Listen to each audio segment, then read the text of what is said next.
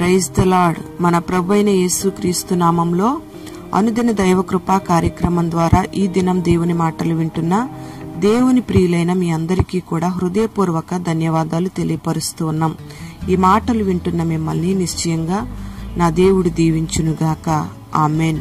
సామెతల గ్రంథం 8వ అధ్యాయం 11వ వాక్యంలో జ్ఞానము ముత్యముల కన్నా శ్రేష్టమైనది, విలువగల సొత్తులేవియు దానితో సాటి కావు అని వ్రాయబడి ఉంది. ప్రియమైన దేవుని బిడ్డలారా, ఏది శ్రేష్టమైనదో ఏది విలువైనదో ఈ వాక్యం మనకి తేటగా తెలియపరుస్తూ ఉంది. ఈ లోకంలో ఐశ్వర్యవంతులైన వాళ్ళు వారికున్న సంపదను బట్టి, వాళ్ళకున్న ఆస్తులను బట్టి, వెండి బంగారాలను బట్టి గర్వపడుతూ ఉంటారు. అయితే దేవుడు చెప్పేది ఏంటంటే, దైవికమైన జ్ఞానము ముత్యము కంటే విలువైనది అని. ఆ జ్ఞానము ఎదుట ఎంత ఐశ్వర్యమున్నా, ఎంత సంపాదించినా అదంతా వ్యర్థమని, వాటికంటే శ్రేష్టమైనది జ్ఞానమేనని దేవుడు సెలవిస్తూ ఉన్నాడు.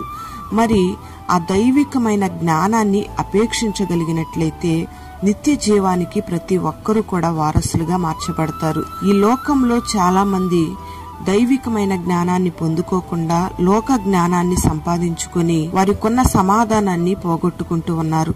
చేతుల కష్టార్జితాన్ని వ్యర్థం చేసుకుంటూ ఉన్నారు. అనేక మంది మధ్యలో తలదించుకునే పరిస్థితులు ఎదురవుతూ ఉన్నాయి. వారికున్న ఆరోగ్యాన్ని కూడా పాడు చేసుకునే పరిస్థితులు కనబడుతూ ఉన్నాయి. వారు సంపాదించుకున్న ఆ లోక సంబంధమైన జ్ఞానాన్ని బట్టి వాళ్ళు అతిశయపడిపోతూ ఉంటారు. చివరికి వాళ్ళ జీవితం భయంకరంగా ముగిసిపోతున్న సందర్భాలు, ఆ అనుభవాలు మనకు కనబడుతూ ఉన్నాయి. ప్రియమైన దేవుని బిడ్డలారా, దేవుని ద్వారా కలిగే జ్ఞానమే శ్రేష్టమైనది. ఈ లోకంలో దెయ్యాల జ్ఞానం నిన్ను నాశనానికి నడిపిస్తుంది. దైవికమైన జ్ఞానమేమో నిన్ను శాశ్వతమైన జీవానికి నడిపిస్తుంది. ఆ దైవికమైన జ్ఞానం నిన్ను పవిత్రతలో నిలబెడుతుంది, నీకు సమాధానాన్ని కలుగు చేస్తుంది, నిన్ను మృదువైన వానిగా మారుస్తుంది, పక్షపాతం లేని వానిగా నిన్ను చేస్తుంది, వేషధారణ నీలో కలగకుండా నిన్ను కాపాడుతుంది. అందుకే దైవికమైన జ్ఞానాన్ని నువ్వు కోరుకొని దైవికమైన జ్ఞానాన్ని నువ్వు పొందుకోవాలి. Praise the lord. సొలొమోను దావీదుకు బదులుగా రాజుగా అభిషేకించబడిన తరువాత దేవుని యొద్ద ప్రార్థన చేసుకుంటూ ఉన్నాడు. నేను బాలుడను, ఈ కార్యాలు జరపడానికి నాకు బుద్ధి చాలదయ్యా, కాబట్టి నేను మంచి చెడ్డలు వివేచించి జనులకు న్యాయం తీర్చినట్లుగా నీ దాసుడనైన నాకు వివేకము గల హృదయం దయచేయము అని దేవుణ్ణి బతిమాలుకుంటూ ఉన్నాడు. ప్రియ దేవుని బిడ్డలారా, ఇక్కడ మనం గమనిస్తే రాజైన సొలొమోను ఐశ్వర్యాన్నైనా దీర్ఘాయుష్నైనా కోరుకోకుండా వివేకము కలిగిన హృదయాన్ని కోరుకోవడం వల్ల, దేవునికి ఇంపైన ప్రార్థనగా అది చేర్చబడడం వల్ల దేవుడు ఆ ప్రార్థనను ఆలకించి బుద్ధి వివేకములతో పాటు ఐశ్వర్యాన్ని, ఘనతను కూడా సొలొమోనుకి దేవుడు అనుగ్రహిస్తూ వచ్చాడు. Praise the Lord. మరి దేవుని యొక్క జ్ఞానాన్ని నువ్వు పొందుకోగలిగితే నువ్వు ఏది చేయాలో ఏది చేయకూడదో, ఎక్కడ నిలబడాలో ఎక్కడ నిలబడకూడదో గ్రహించగలుగుతావు.